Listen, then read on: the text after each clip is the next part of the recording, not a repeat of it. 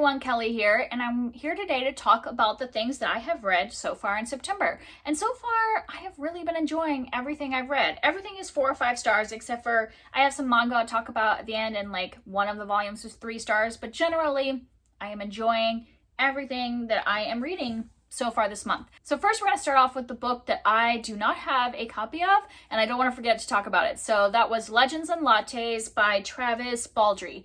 And this one has been going around BookTube. It's like a self-published fantasy novel that just got picked up to be published with, I think it's being published with Tor. But yeah, it has just like been everywhere. People have been talking about it, and I can see why. I really enjoyed this one. I gave it 4 stars. It's basically a cozy fantasy story about running a coffee shop. And when I heard people talk about that, I was like, how is that going to be good? How is that going to keep my interest?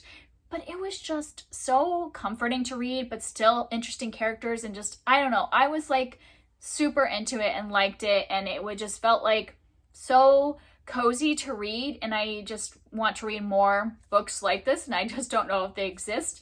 But yeah, it's basically about this woman who's an orc, and she's, you know, most of her life been a mercenary and traveling from place to place, fight to fight, and decides that that's not what she wants to do anymore. She wants to use her little nest egg that she has saved up from her mercenary duties, and she wants to just settle in a place and start a coffee shop. And in this, you know, place where she is, nobody's ever heard of coffee before. She's gotten it from, I think it's from the Gnomish realm or whatever, and so she's bringing it to this area.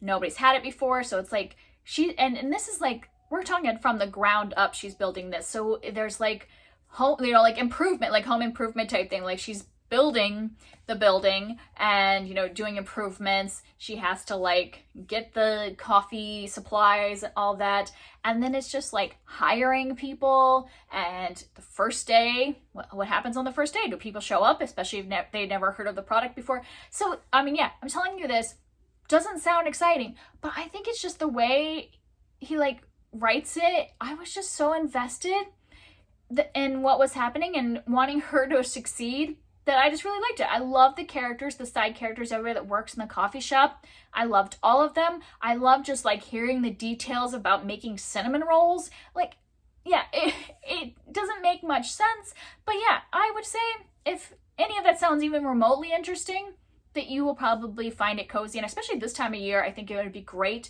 to curl up on the couch in the fall with this book. So I would definitely recommend it. Then I had a few middle grade books that I was reading for the readathon that I was helping to host, the middle grade magic that ran in the first half of the month. I read 3 books for that, or finished 3 books during that time. First, I have Empty Smiles by Katherine Arden. This is the 4th and last book in the Small Spaces, you know, series. And I really enjoyed this one. I gave it 4 stars. I have seen a lot of reviews saying people were disappointed in this ending, and I get what they mean, but because like it definitely abruptly ends. Like this was like one of those books that I think needed about 2 more chapters at the end. Like I don't know if she was just up against her deadline from her publisher. It definitely needed a couple of chapters at the end, but to me that wasn't enough to bring down how amazing the rest of this book was to me. This was the one that scared me the most, I think, out of the 4 of them. And obviously I can't tell you like what's happening this one because we're building up to this for all this time, but like it just freaked me out. Like the descriptions of some of the like scary things in here, I could not read this book at night. Like it was freaking me out. I was super invested in it. It was going so well, and then it just like ended too abruptly. So I get that, but I'm still like, that just took it down from a 5-star to a 4-star for me, but definitely didn't ruin my like for this whole series. I would definitely recommend it if you like something slightly creepy, but you can't handle like full-on adult horror. This is a great like slightly creepy thing to pick up, because even though it's for kids, a couple of these have really scared me, but it's not like gory or things like that. I think it's a lot of fun. Then next I picked Amari and the Night Brothers by B.B. Alston. This was a reread for me because I had just like gotten book 2 out from the library, and I just wanted to like refresh myself. And I still really love this book. I gave it 5 stars the first time, still 5 stars. I would definitely recommend it. I just think it's a great middle grade fantasy book, and I'm really hoping the rest of the series is as good as this one, and it just like turns out to be the new big middle grade fantasy series. That would be awesome, because I just like our main character, because she's dealing with adversity, because she's coming into this like kind of magical, I mean, it's not really magical, but like a school setting where people have special abilities and all that stuff. And she's coming in as the underdog because, you know, like most of these people have had these like abilities in their families for generations, and she hasn't, and she really doesn't, she didn't know anything about this world before getting nominated by her brother. And so like she doesn't even know anything about the supernatural world, and all these other kids have been knowing about it. And so she's definitely coming in as the underdog, and she deals with a lot of people hating her. And like, I don't want to give details or spoilers about why people are against her, but she's just dealing with it from all sides, but she's just like determined. And I love her as like, you know, to hand this to a young girl or a young boy, because I think boys need to see these kind of girl characters in books, see them being strong and fighting for what they believe in. And so yeah, I just love Amari, and I hope the rest of the series is as good as this one. And then I read The War That Saved My Life by Kimberly, Brubaker, Bradley, and I gave this one 5 stars because I just think the writing is really good. I like what this book is doing for middle grade, and you know what it's teaching kids, and I was really invested in the story. This is a World War II story following a girl who, her and her brother are, you know, when they were evacuating kids from London to the country, she gets sent, well, she doesn't get sent out, her brother is getting sent out, and her mom is like abusive and treats her badly because she has a club foot. But she sneaks out with her brother to go to the country and finds out there's a whole other way to live. And I just like love the way this is written. It's very hard moments, and like the main character can be hard to like get behind a lot of times, but it's because she's so hurt. And when you realize how she's been raised and all that, I totally understand why she's so closed off to everyone. And I just think that like this woman who takes them in, she didn't mean to take in evacuees. She just kind of was forced to, because, you know, people were just having to stand up and do things for the war effort, and she never meant to have kids.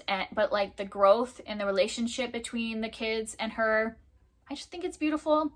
And I know it says a lot of hype, so me telling you to read it, I'm sure a lot of people, if you read middle grade, have recommended this book. But yeah, I second that. I think it's a great book. And then I just have some manga that I read. So I finished 2 more volumes of The Promised Neverland.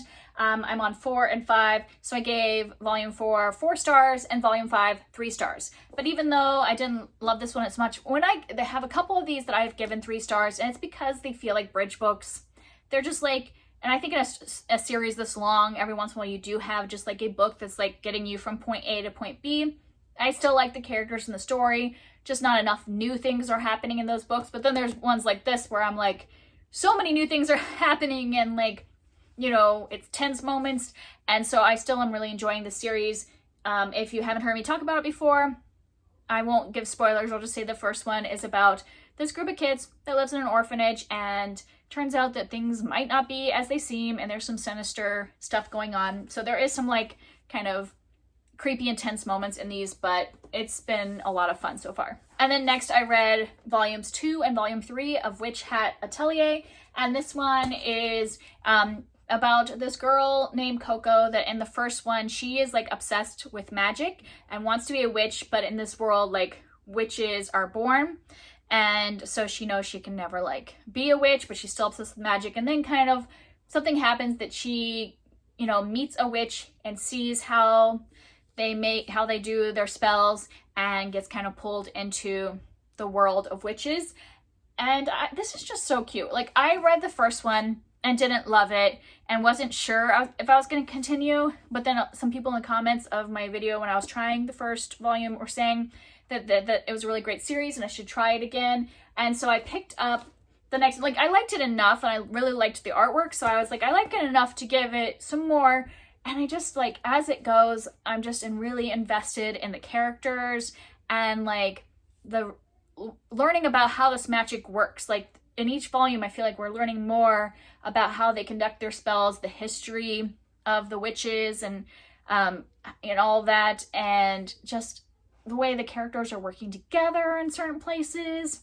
I also just really love the artwork, and I don't want to show you like one of the regular panels because that would give spoilers, but they have these like sections between chapters where it just kind of like shows a character, and you can just see the beauty of the artwork. So here's another one that doesn't really have anything to do with the plot. They're just like character pictures, but you can tell like the beauty of them and the way the actual panels on the page work together. And sometimes, you know, she's drawing outside of the panels, or the panels are connecting in ways I haven't seen in some other manga. And yeah, I'm really enjoying this. I gave them both 4 stars if I didn't mention that before. So I definitely want to continue this series. I am invested in it now and the characters. And that's it. That's all the stuff that I finished in the first half of the month.